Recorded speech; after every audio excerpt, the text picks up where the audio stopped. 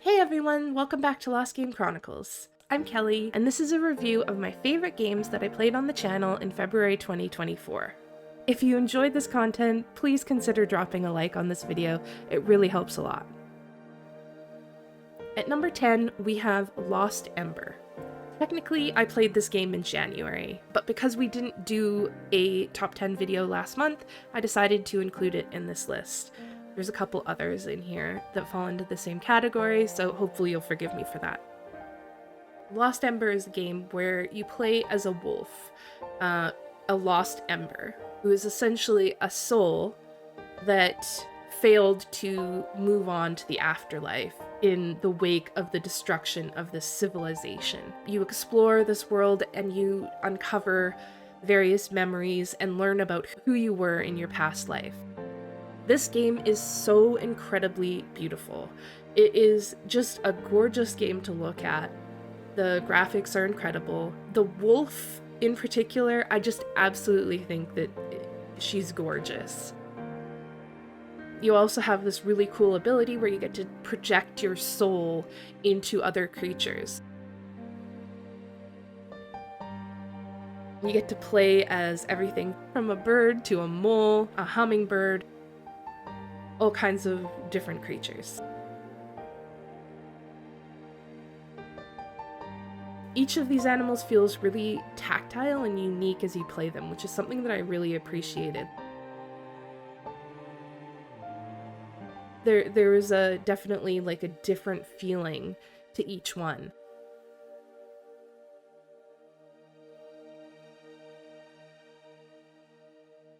The voice acting in this game is so phenomenal. I just absolutely love your little spirit companion. His voice actor just absolutely nailed it. It's such a soothing presence to have with you throughout the game. I also found it really cool that you can turn off the spirit guide's commentary, and the game allows you to sort of explore it in silence if you want. The mechanics for being able to tell who's who and work out the story are really, really neat, and I really appreciated that option. The story was also completely beautiful. It held my attention the whole time. For me, walking simulators can be rather difficult. I have ADHD. The story really held my attention, and it made me want to explore more. I always found myself wanting to take other pathways to make sure that I hadn't missed anything, whether it was like a collectible or a little bit of story. And as you were playing it, it just felt really nice. And of course, one of my favorite moments playing this was when I realized how fantastic the dandelion seed physics are in this game. It was just like, I don't know, I can't describe the joy that I felt as I ran through those dandelions, and the little seeds just went everywhere. It was just, I don't know, it was just phenomenal. So Lost Ember, number 10, definitely check it out. I really, really enjoyed this game.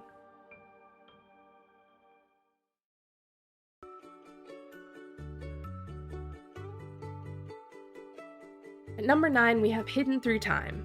Now, this game is very similar to a game I played years ago called Hidden Folks, and I was so happy when I found this game. I loved Hidden Folks, and it has that same vibe of this sort of beautiful hand-drawn world, and it takes you through time, as the name suggests.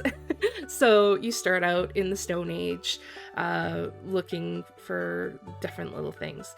The hints are very cute. The fact that you can interact with different parts of the map, opening up tents to look inside of them, things like that, I just think is so cool.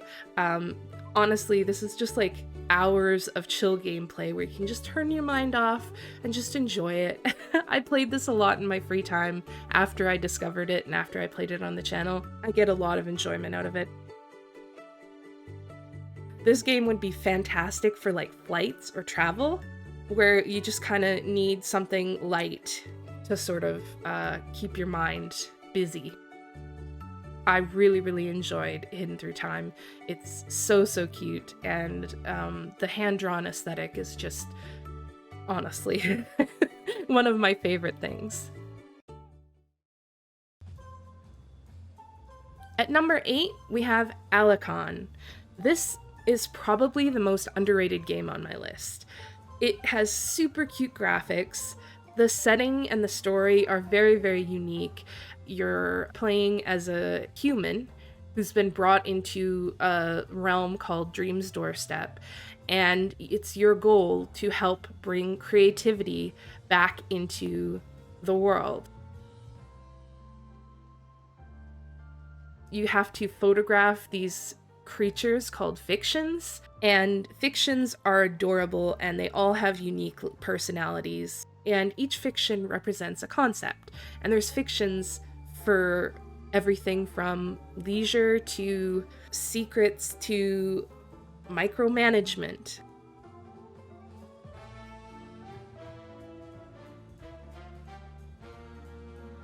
Taking photographs of the fictions out in the world brings them back into color on Dream's Doorstep. And once they're in color, you get to do little quests for them. They're all related to whatever the concept of the fiction is. So, for example, the micromanagement fiction requires you to plan a party, whereas the leisure fiction requires you to play a donut tossing game. There are quite a few zones to explore. This is a game that I have not finished yet, but I actually recommended it to a friend of mine who just loves these kinds of really cute, almost like creature collector type games.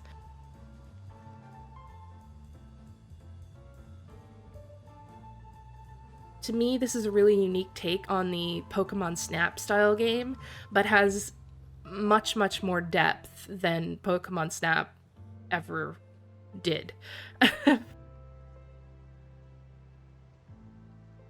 Definitely check it out. It is so, so underrated. I absolutely cannot recommend it enough.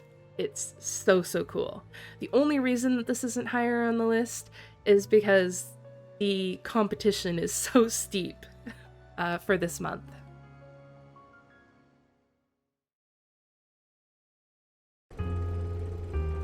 Number 7 is The Red Lantern. I just absolutely love the setting and the art style for this game. It's the story of a young woman who has failed at being a doctor and travels to Alaska to pursue her dream of dog sledding. The story follows her journey to camp, to a cabin that she has inherited from a friend of hers. She has a husky named Chomper, and at the very beginning of the game, you have to adopt an additional 4 dogs from a possible, I believe it's 8 choices, and each of the dogs has their own little unique personality. Some of them are really friendly, some of them are a little bit more trepidatious, and each of the dogs has their own little story. Once you actually get out into the Alaskan wilderness and start doing your dog sledding, once you've selected your team, various different events happen over time. The events play out differently depending on which dogs you have.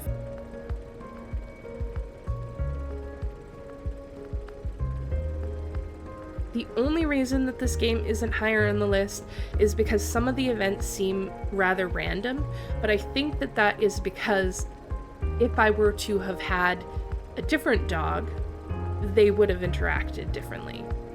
Something different would have happened.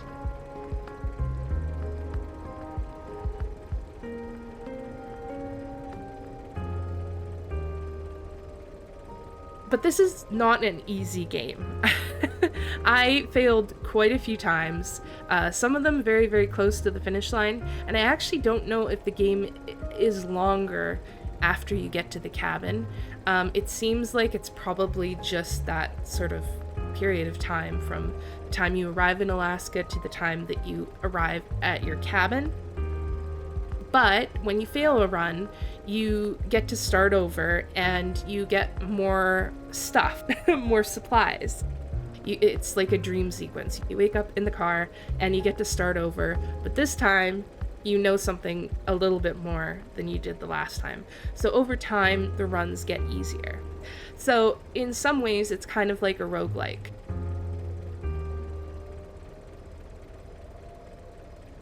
Also, the young woman, the main character, is voiced by Ashley Birch. She does an absolutely fantastic job. She was the perfect choice for this. It's just, the whole game is just all of the vibes. I just love all of the good vibes. I just absolutely loved it.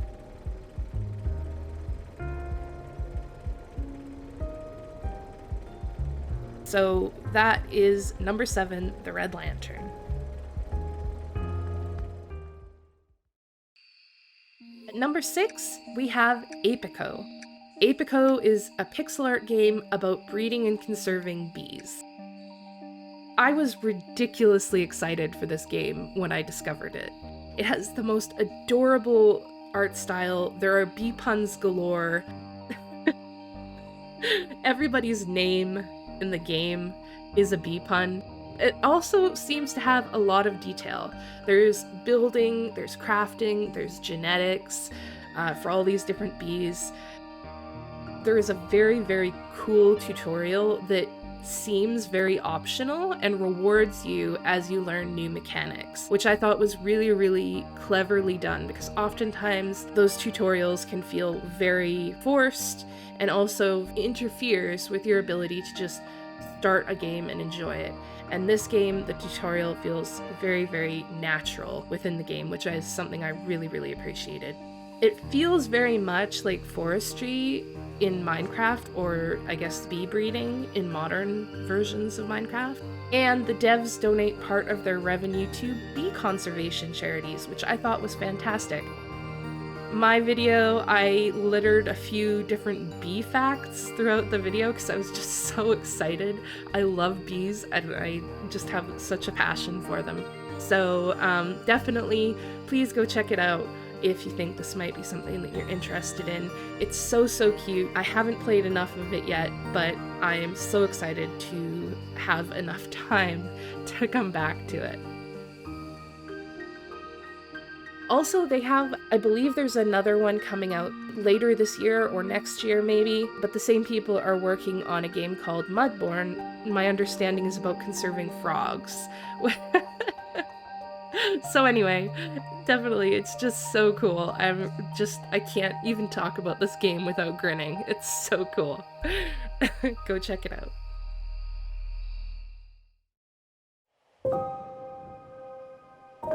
At number 5, we have Strange Horticulture. This, to me, is the perfect, cozy, rainy day game. It has... I can't even describe how wonderful the vibes of this game are. It feels like such a safe and cozy space, but it's set in this really sort of dark, cruel world that you get glimpses of from your little desk in your in your horticulture shop, nestled among all of these beautiful plants. This is a puzzle game, and there is a lot of puzzling, but it's fun puzzling. As someone who isn't always a big fan of puzzles and often feels frustrated by them, I didn't feel any of that as I was playing this game. You receive clues from customers and from dreams as to where new plants might be, and you get to help and hinder the people of the town that you live in, depending on which plants you give to them throughout the story. The descriptions of the plants are really vague, and it does require some deduction skills, which I found really, really a rewarding part of the game. And it rewards you for sort of taking your time and being methodical. The hint system in this game is also really, really good. I found that you could click hint and the hints get more pointed as you go on. So if you're really stuck on a step, you can get a single hint and it might be really vague. And if that's still not good enough and you still feel stuck, you can get another hint and it'll be a little bit more pointed, and so on. But I just felt really good while I was playing this game. It has a story, and as I said, you sort of interact with that story by the choices you make on which plants to give people. I did finish this game while I was sick with COVID, actually, because it was just such a comforting game to me. And there are multiple endings. If you're a person who likes to collect endings in games, there definitely seem to be several options in this game. So highly, highly recommend Strange Horticulture. I absolutely loved it. I just have nothing but good things to say about it, so go check it out. At number 4, we have Graveyard Keeper. This game is wild. It's basically like a dark Stardew Valley. Like if Stardew Valley had like a sort of dark twist on it, that's basically what this game is. It's super funny. I actually genuinely laughed a lot. There's some games that are like cute, haha, or puns or whatever. I actually found this game funny. The characters are funny. My favorite was the donkey, who's like probably communist, but maybe socialist, I don't know. He's definitely not a fan of capitalism either way. But the story absolutely had me gripped. I don't want to spoil it, so I'm not going to say too much about it, but it was very mysterious and it seemed like it was building towards some kind of reveal. I actually played quite a lot of this game. I played 13 hours of this game in total. Not all of it was recorded, obviously, but I really enjoyed it and I was just so curious about where the story was supposed to lead. After 13 hours, I still don't know where it's going, but it's really cool.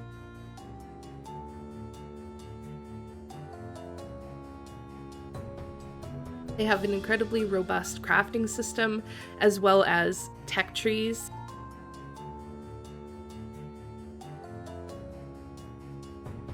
You get to become like a priest at one point. It's just wild. There's just so much going on in this game, but it fits together so well, and that's what I appreciated about it.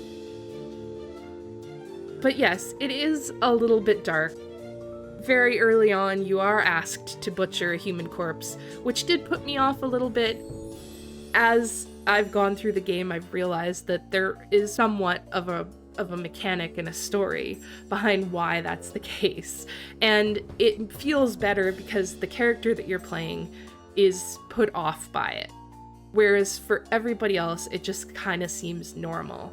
So definitely check this game out. It is really funny and really detailed. Definitely worth your time if it's something that you might be interested in. Number 3 is going to be Going Medieval.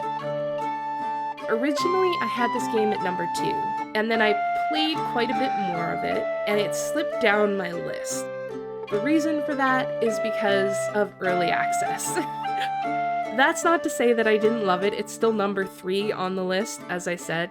But yeah, its early access was showing a little bit as the game went on.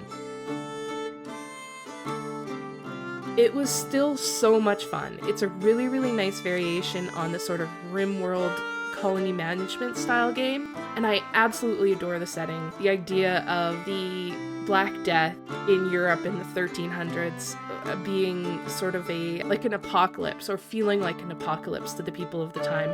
I had a whole rant on it at the beginning of that playthrough, how much I loved that idea, because for the people of the time, it absolutely would have felt that way. So yeah, you get a little bonus history lesson on the Black Death if you watch that video. But it does seem very solid for an EA game. There is improvements happening to it all the time. At times I was comparing it to RimWorld, but there really are a lot of improvements over RimWorld. It's 3D for one, the graphics are beautiful.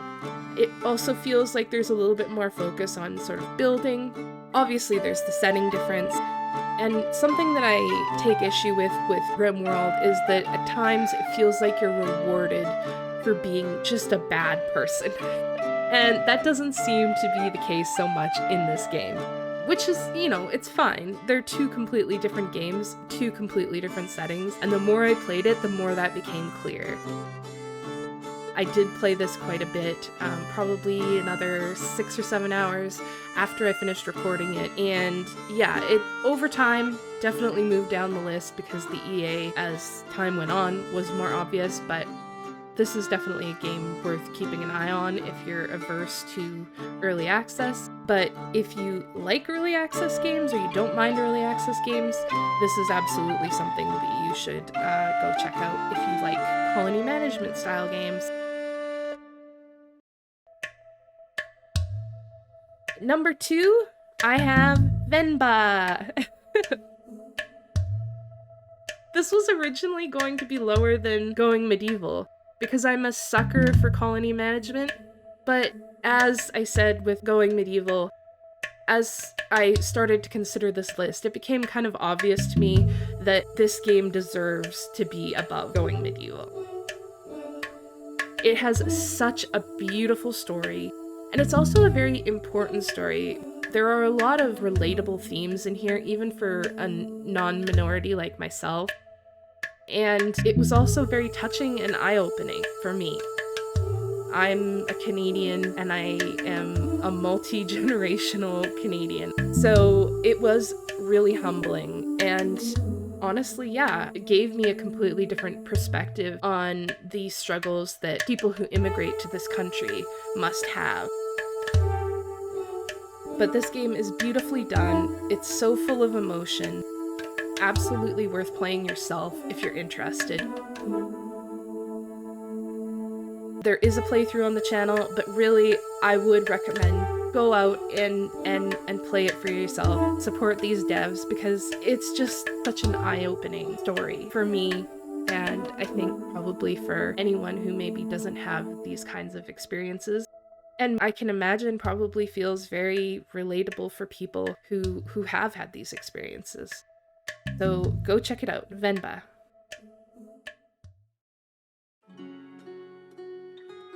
The number 1 game on this list is going to be Ostriv. This was the first game that I played on this channel, and it was the first game that I played on this channel for a reason. Visually, it has a really, really unique art style, and it looks just amazing. It is set in Ukraine in the 18th century, but it gives me a lot of Banished vibes, if you've ever played Banished. Very low-tech city builder, but this game has a lot more quality of life improvements. A lot of the buildings are like adjustable, you can move things around, move fences on buildings, so you can really customize the way that your town looks. There's a lot of placeable objects as well, like birdhouses and trees and things like that. So you can really sort of decorate it and make it look really cool. But it is a game that left me wanting to play more.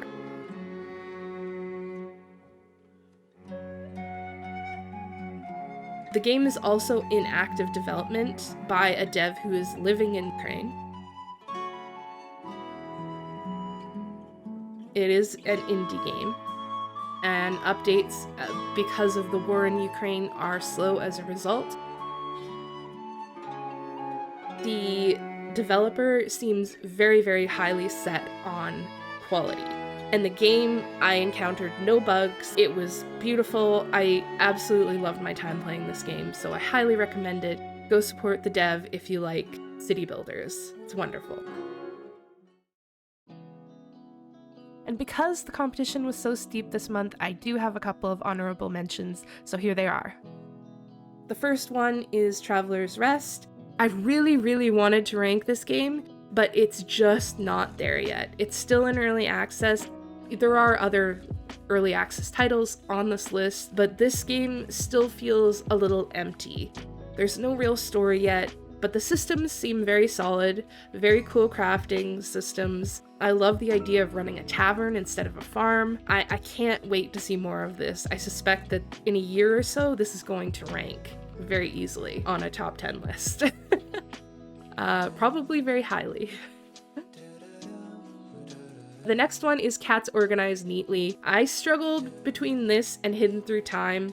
Because I'm not really a puzzle gamer, I couldn't justify putting two puzzle games, casual puzzle games, on my list, but both of them are fantastic. I just find Hidden Folks a little bit more relaxing. That's my personal opinion. But I did love that you could just skip levels in this if you get frustrated with the level, which I found, I mean, you know, as a person who gets frustrated with puzzles, I found that very satisfying. I also found that completing a level was extremely satisfying in this game. It gets hard faster than you think, so if you like cute puzzly games, this is basically just a puzzle game. You have to figure out how to put the cats neatly organized in a space, and I highly recommend it. It's a wonderful game. And finally, Paradise Marsh. This game just barely didn't make the cut. I really struggled with it. If there was a number 11, this would be number 11, so there you go. There were just too many good games. But I loved how I felt playing this. It was so peaceful. Basically, the story is you arrived in this marsh, you have a bug net, and you have to catch critters to help return constellations to the sky. It's a beautiful game. I did finish it, and it has an absolutely beautiful story. I love how the constellations all have like unique personalities. It's so diverse in how they're presented. Some of them feel like a doting grandmother who just wants to make sure that you're okay all the time. Some of them are sort of hostile to you or confrontational. Some of them have like surfer dude vibes. It's just so cool in the way that it's presented. The world is also full of interactable objects. I put a short out kind of highlighting some of them. Bee nests that attack and kill you, pumpkins that send you flying through the air. It's just really cool, and you can tell that this dev loves this game. It's made by a solo dev. So yeah, I'm not going to spoil anything more, but just please go check out this game because it is so cool. I just absolutely adored it. I wish that I could have made room on this list, and honestly, there's a part of me that thinks that maybe it should have. So definitely go check it out. Absolutely loved it. So that's it for my top 10 list and my honorable mentions. Please like this video if you enjoyed it and let me know what you'd like to see more of in terms of content on this channel. Thank you so much for watching. I really appreciate you guys. I hope that was helpful for you. Go and check out these games if you think that they might be cool. They're all on Steam, and I will see you all in the next one. Bye!